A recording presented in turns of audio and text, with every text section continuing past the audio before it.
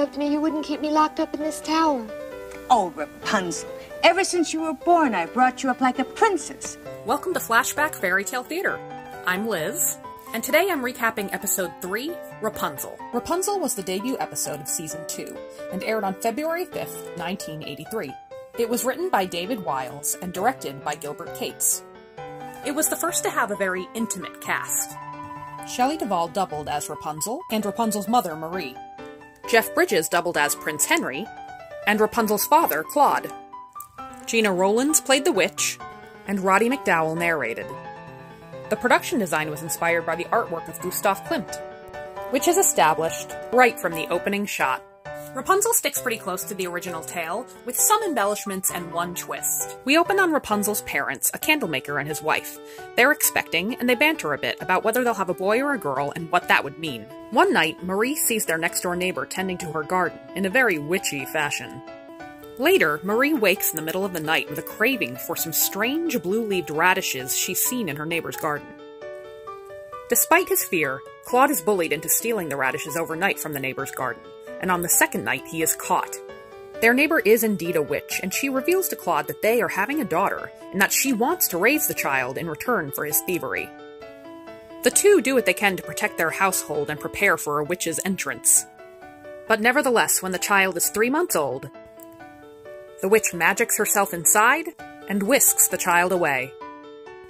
The witch raises the girl in a secret tower in the woods, but it isn't until the girl is a rebellious and beautiful teenager that the witch has the tower door sealed and makes the girl use her long locks as the entry point. Rapunzel yearns to be free and make friends and maybe even get a husband, but the witch refuses her and makes it clear that men are liars and trash. She does give the girl a parrot for companionship, though. One day when Rapunzel is singing, a wandering prince hears her song and charms his way into her tower. Within 2 minutes, Rapunzel and Prince Henry go from meeting to declarations of love to private nuptials. But the witch has seen the prince's tracks, and though Rapunzel denies meeting any man, her pet parrot reveals the truth. The witch cuts off Rapunzel's braids, banishes her to a desert, and shoves the unsuspecting prince out of the tower, blinding him. Luckily, he eventually staggers his way to Rapunzel's desert, where her tears heal his blindness, and he meets the children she bore him.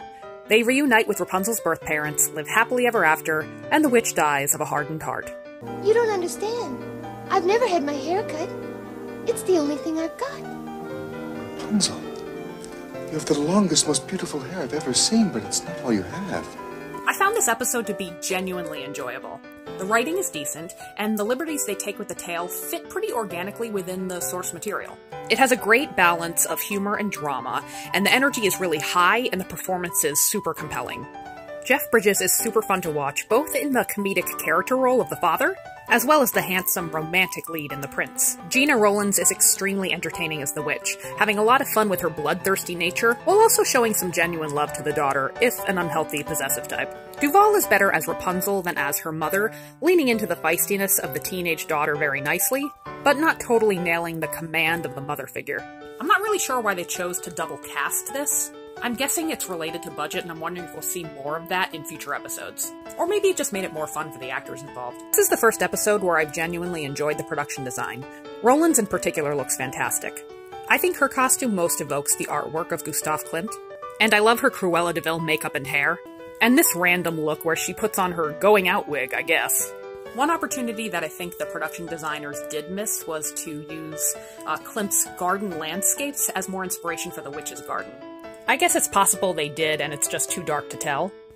I also thought they handled the crying into the prince's eyes scene really well. It actually felt pretty natural to have him leaning on her lap like this, in a scene which a lot of people usually make fun of.